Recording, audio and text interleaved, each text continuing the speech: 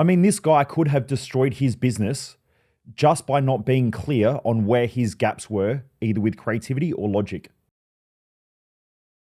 Driven Mofos, welcome back to another episode of The Underestimated Entrepreneur.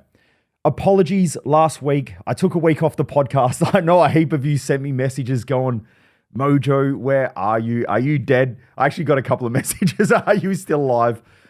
You know, that's really cool about this community is that so many of you have my back. I know even some days if I miss or I post late on Instagram. In fact, I never miss on Instagram, but if I miss posting first thing in the morning, some of you will send me messages just to check up and make sure things are good. It's awesome. I love this community of driven mofos. All right, let's get into today. Before I do, I just want to say a thank you for everyone and your patience. I've just had a massive week last week. We have a leadership program coming up this week. So it's my Triumph leadership event. I normally only run it once, maybe every year or 2 years. I just had to catch up on a heap of research on leadership, communication, and a whole bunch of other things that make great leaders. So it's probably one of the best communication courses on the planet because I deep dive into human psychology and human behavior, not just a whole bunch of leadership tools like the usual corporate jargon and yada, yada, yada. I did a whole bunch of research on leadership courses and they were so bad. They will teach the same stuff, you know, conflict resolution, conflict management. Man, if you're already in conflict, there's already shit hitting the fans. You need to deal with that a bit better. But anyway, so I had to do that last week and then I've got the US trip coming up as well. So I think we're about 76 days or 78 days away from it. I've got some big names signed, sealed, and they are locked in. So stay tuned. I'm going to be dropping those over the next couple of weeks, which is going to be really exciting. But anyway, let me get into today. So I was asked a question last week about whether it's better to be creative in business or whether it's better to be logical in business. And I'm going to share my points of view from looking at things from different angles. So first of all, I'll give you some different examples. I worked recently with a business who was running off of numbers and data. And when I spoke to them, they had grown a business to a couple of $1 million in revenue a year. And it was fairly quick. I think it was in the first 12 to 24 months. And when I spoke to the business owners, they were business partners, they had a partnership. I said, look, they wanted to come and grow. So they wanted to come and join my Business Odyssey program. And they were interstate. And I said to them, you know, look, why don't you join up? And they said, we would love to. It's not the money. It's not anything like that. It's the time. And I said, well, like, why so much pressure? Like, why are you so stressed out and why don't you have the time? Like, it's only 3 days every 90 days. Now, if you can't afford to spend 3 days working on your business every 3 months or 90 days, where you can reset yourself as a leader, go back into the business, take a whole bunch of knowledge, and then have it planned and then execute it for the next 90 days, then there's something going wrong. And they said, well, we've got to hit targets. And I said, well, who came up with those targets? What are the targets? And they said they are specific numbered growth targets. And I said, how did you come up with those? And they said, well, you know, it's just important for the growth of the business, yada, yada, yada. I said, okay, well, how did those numbers just appear? Like, you must have had insight from somewhere, because normally when I set my targets and things like that, I close my eyes and I look into the future and I imagine things. Nothing's real, right? Nothing's real in the future. We just make shit up. So we cast into the future, and this is what projections are. You know, this is anytime you're doing future planning, this is all you're doing. And so I said, you must have come up with this idea from somewhere. And they said, well, we've been working closely with our accountants and we sort of set a target and then we just work back from there. And so everything's numbers. We know exactly what we've got to do every week in order to hit those targets. And I said, why is that important to you? And they said, well, I don't really know. So here's the problem. They have a logical person coming into their business, setting logical targets, which makes sense, right? Like you want to do this, but it's a very logical way of doing things. Now, if you're a highly creative, driven entrepreneur, entrepreneurs tend to break systems, screw things up. Now, we need people around us, like I'm heavily entrepreneurial. I see something and I want to go for it. It's not a logical decision. And so if I see something that I want, I will set that goal, set that target, look at the costings and everything like that, and then just work backwards from it. But if I don't really want it and I'm not trying to get there, then I know that I'll self-sabotage it or I'm just going to burn out and be frustrated. And so I asked this person, I said, what do you want in life? Like, is this the life that you actually want? And I heard the phone go silent. And he said, well, not really. Like, if I had to do this for the next 20 years, it would kill me. And I said, so why do it now? Are you broke? And he said, well, no, I'm not really broke. And I said, well, why build the business so big? Like, why are you in a rush to get there so quick? Why not just enjoy the process and commit 20 years of growth and hiring the right people and having the right people by your side? It's going to be tough. Like, yeah, that's business. But to do something that you don't enjoy, even for short periods of time, normally leads to self-sabotage, self-destruction. And then you end up back where you started anyway. So why? What's the point? I've worked with thousands of people over the years who have health goals. And they have this vision, this goal, this dream of a better body. Then what they'll do is they'll put themselves in a really uncomfortable situation that makes them feel like shit.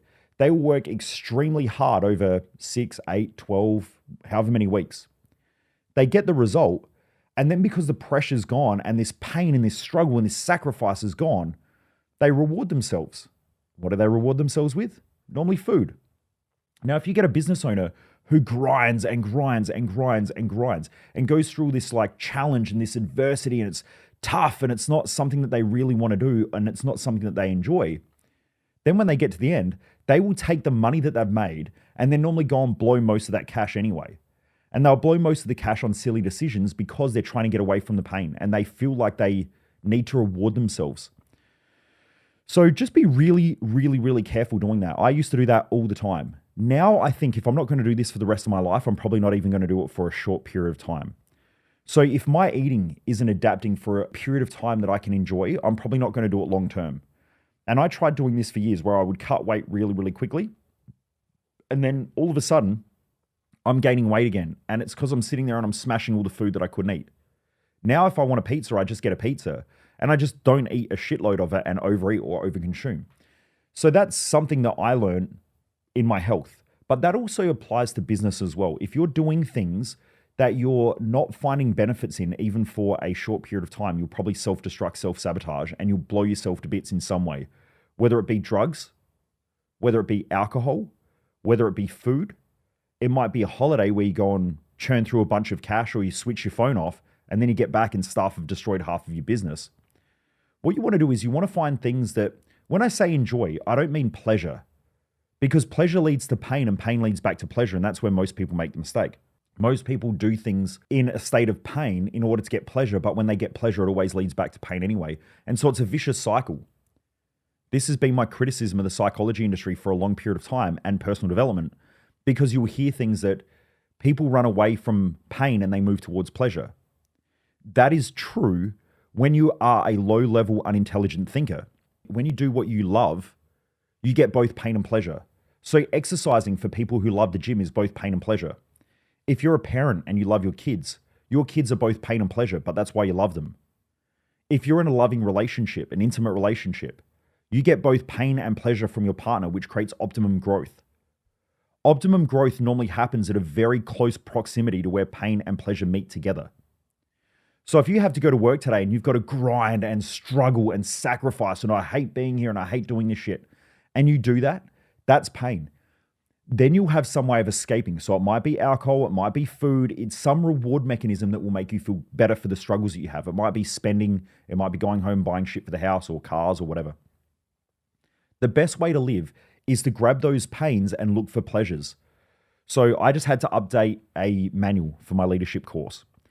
And when I first started doing it, I noticed that my brain was thinking of all the reasons why it wasn't going to work or why it would go wrong or what people would think of it. And so my brain was just preoccupied with all these like negative thoughts and self-doubt. What I did was I grabbed a pen and paper and I wrote down 100 benefits of finalizing the manual, of getting it done. Now I've run this course multiple times, but I normally update the courses when new content comes out, new knowledge comes out.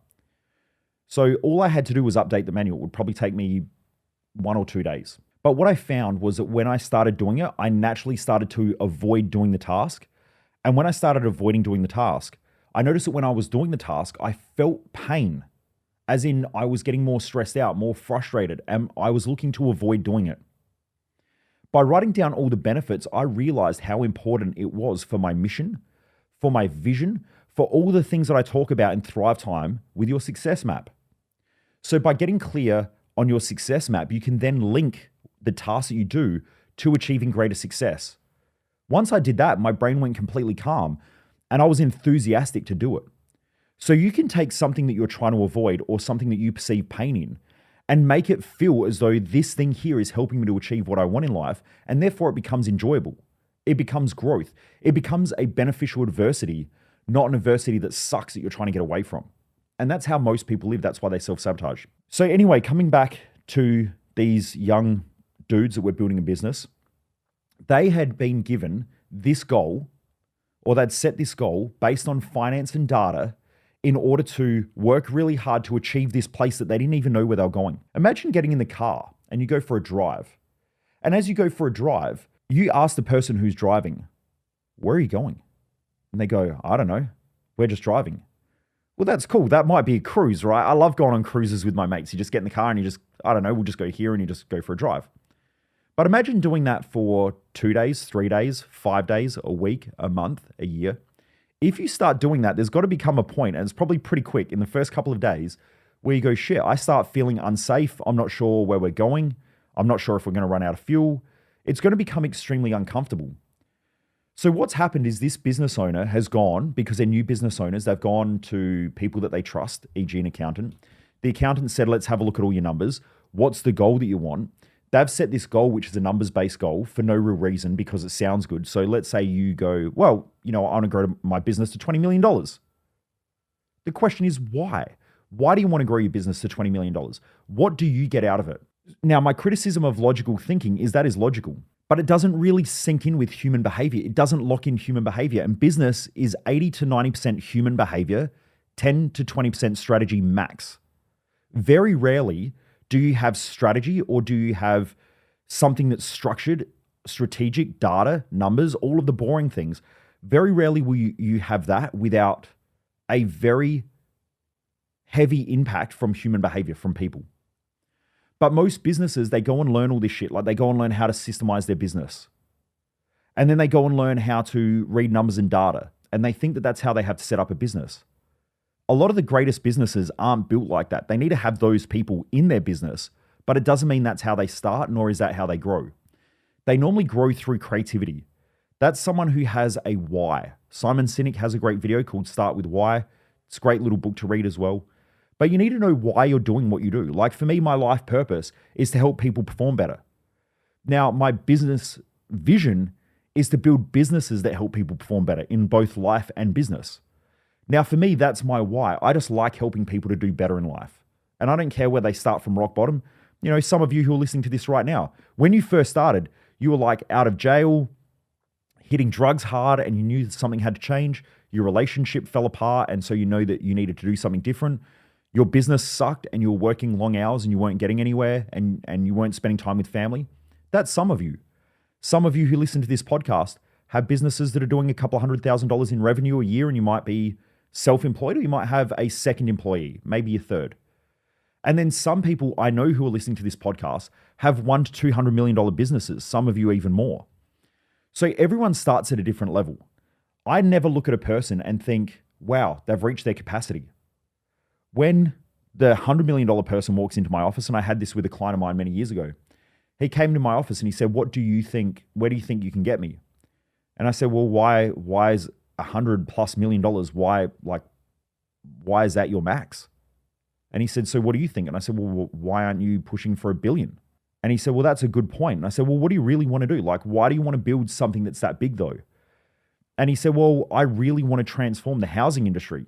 And I said, well, there you go. There's the reason why you need to have a bigger business, because you have more impact, you have more social impact, you have more governmental impact. There's so many other ways that you can impact by having a bigger business. But again, I had to link it back to his why and why it was important to him. It wasn't just a number. But what my point is that when I see people, I normally see them for a greater potential. I've always had that ever since I was a young kid. So someone comes to me and they complain about their problems. I don't really fucking care about the problems. What I care about is the problems are the things that are holding you back.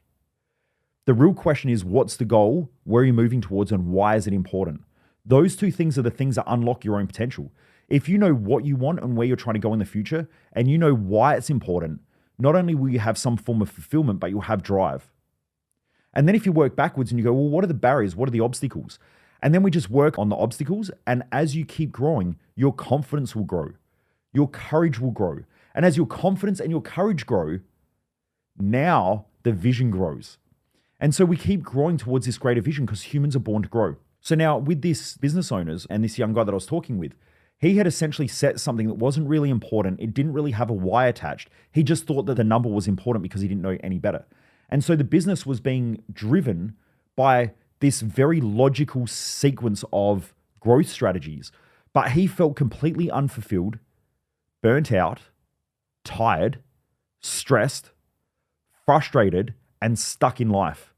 And he kept thinking, if I can just work for another 1 or 2 years, I'll get to some place where everything will be easy. And I called him out on it. I said, I know you just had a kid, a child. By the time you actually get to a place in your business where things start to relax off, your kid's going to be driving a car and move out of home. Is that what you want? And I heard the phone go silent. And he sat there and he thought, well, he must have been thinking, right? And then he comes back and he goes, well, no, that's not why I started the business. I built the business so my family could enjoy life more.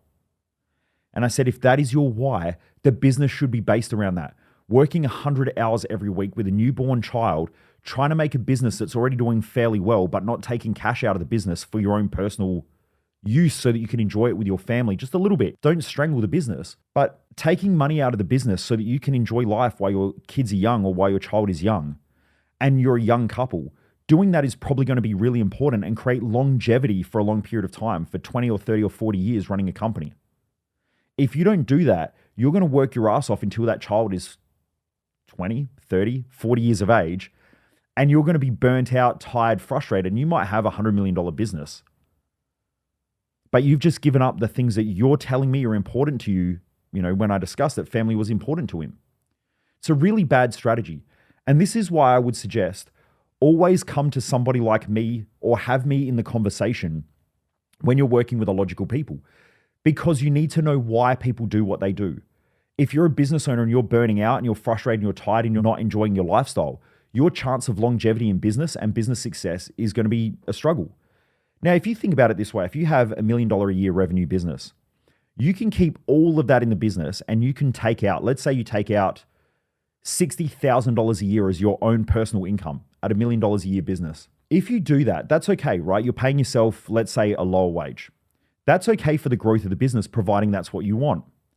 Now, if you want to spend more time with family and you want to enjoy your life a little bit more, you may not have the business growth. So you might, let's say your goal is to double the revenue of the business. So you want to go from 1 million to 2 million a year. If you're going to do that and keep pulling out only 60 grand a year, that's great because the business will grow. It's got a lot more capital. It can grow more. But the question is that really what you want? Because you might double the business, but why? Why do you want to grow your business? Why do you want to double it? Now, if you look at it another way, let's say you've got a young family, friends are important, socializing is important. You might be better off pulling out 100 grand a year, maybe even $120,000 a year and treating yourself as more of a higher value employee, which you probably are. But that now gives you the opportunity to go on holidays, to enjoy your life a little bit better. But you have to realize that that may not cause the business to double in the next 12 months. It might take 2 to 3 years to do that. Now, if you're cool with that, and you say, well, that's fine. It doesn't really matter because at least I get to enjoy life. I'm in this game for the long run.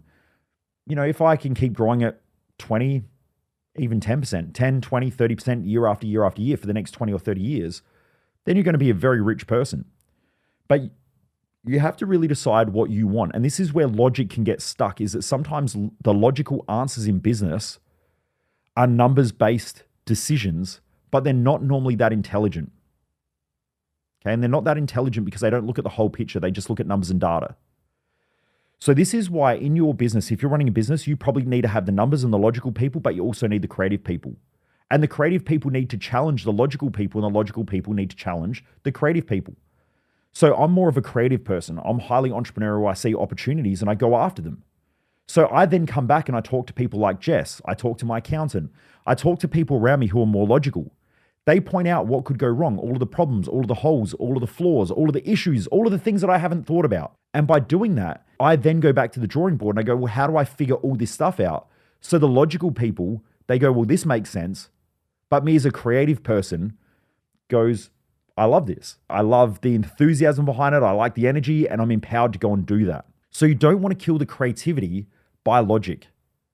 But then on the other hand, you do need to have logic in business because I also know other people who are high creatives. And what will happen is that they will sit around and they'll think about everything. They're very dreamy. 100% of the money comes in, 100% of the money goes back out of the company because they're on to the next thing and then on to the next thing. And if they keep doing that, that's going to cause massive problems. So I sat down with an entrepreneur or a business owner a couple of weeks ago. They're looking at coming on board in my Business Odyssey program, my Business Growth Odyssey.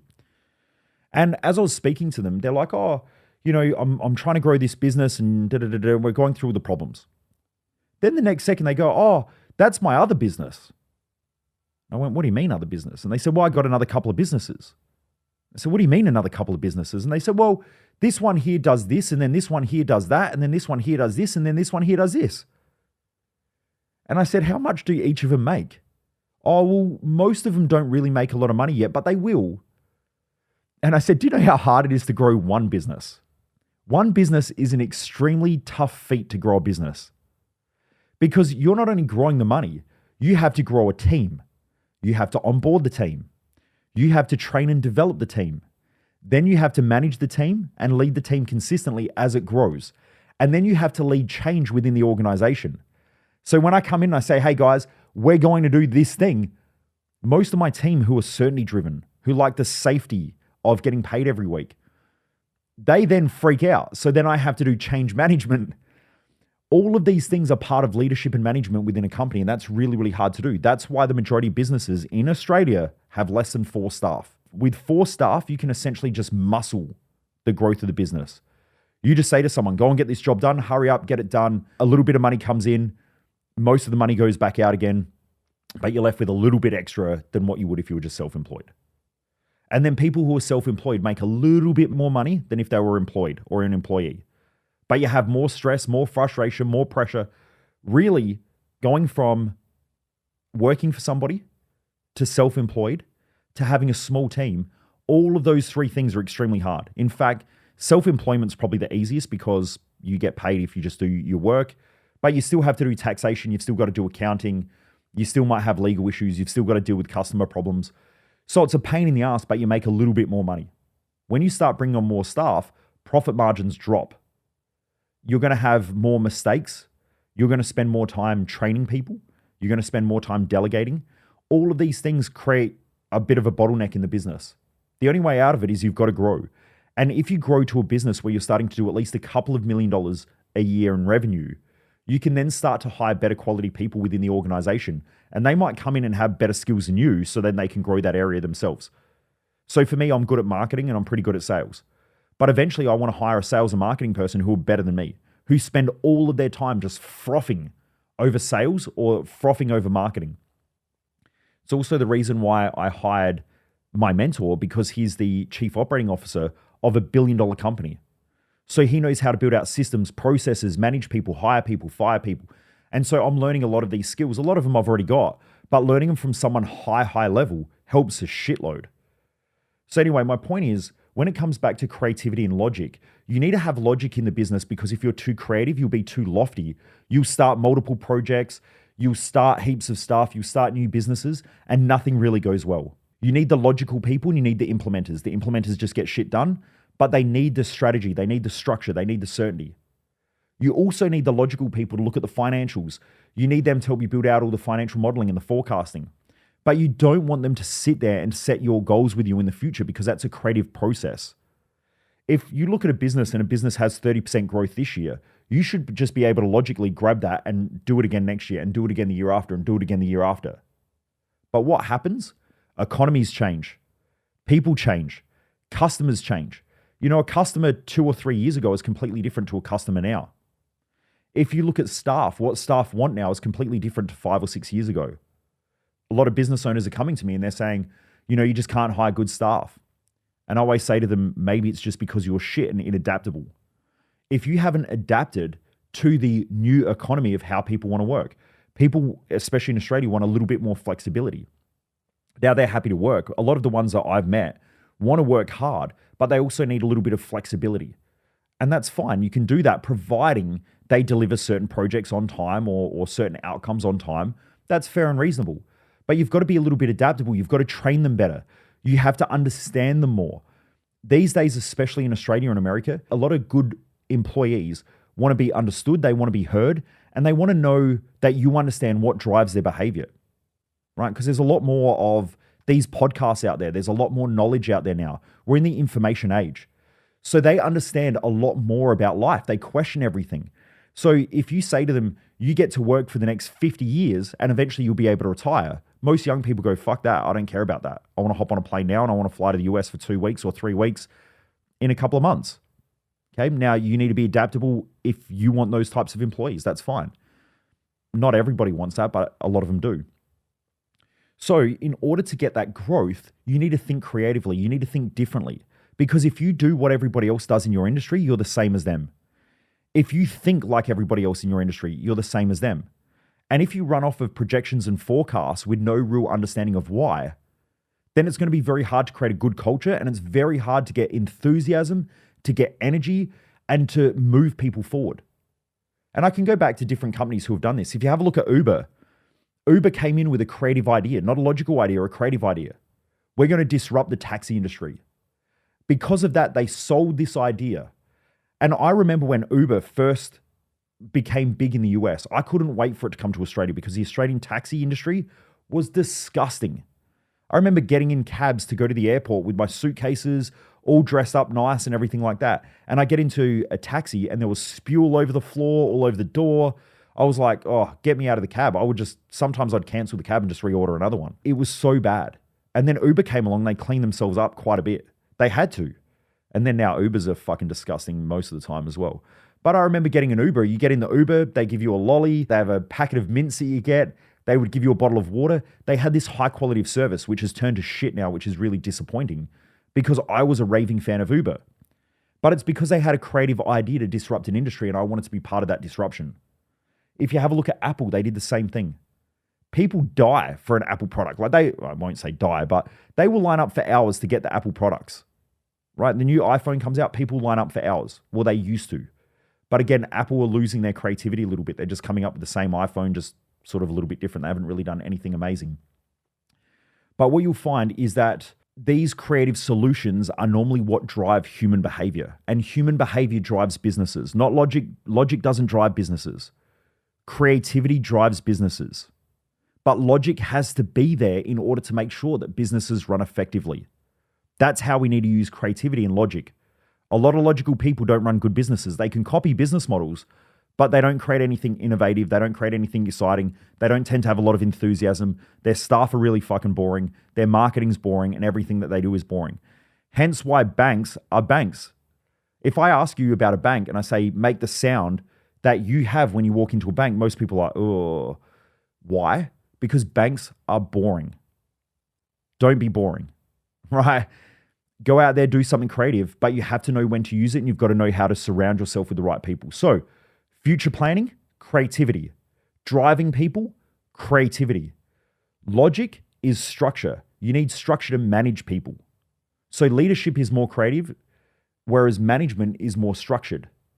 And then you need to make sure that you're on top of the finances and all the data and everything like that so that you can make more creative decisions to drive the business. You actually need both. You need a balance of logic and creativity. Too much of one and the business becomes a bit different, okay? Too much logic, very boring, very dull, very gray. Too much creativity, very lofty, very fun, very crazy, very exciting, but you'll have huge peaks, huge troughs, lots of stress, lots of pressure, lots of craziness. And so you need a little bit of both. And also, if you're a startup business, you probably need a little bit more creativity than logic. But even when you grow, you need more creativity. Growth is creative. If you want to grow at a steady pace consistently over a long period of time, probably structure, but eventually you'll get pushed out of the market. So if you have a look at great companies are very creative. So if you go back and have a look at some of the greatest companies on the planet right now, you have a look at Facebook. Facebook is very creative and innovative in their space. They try new things. They do different things. They've done a lot of things that haven't worked. They used to have like a dating app on Facebook, okay, which was part of it. That is hardly around anymore. Why? Because it just didn't work. They've done lots of things that didn't work, but they keep going with these creative, innovative ideas. Whereas if you have a look at other social media companies, they just drop off the planet because they became very boring, very dull, very monotonous, and they just got stuck in a rut. So you need both. Anyway, I hope that helps, Driven Mofos. Just something to think about. I'm going to make sure that this week I'm on top of the podcast because I don't want you all messaging me, especially while I'm at my leadership course. But I love it. I love the fact that all you guys and girls out there message me and say, hey, where's the podcast? Hey, I haven't noticed you on social media. It's really cool knowing that so many of you out there are growth driven. You want to be better. You want to learn. You want to do better in life. It's absolutely awesome. Anyway, Driven Mofos, have a great day. I appreciate you all. Keep kicking ass and I'll see you on the next episode.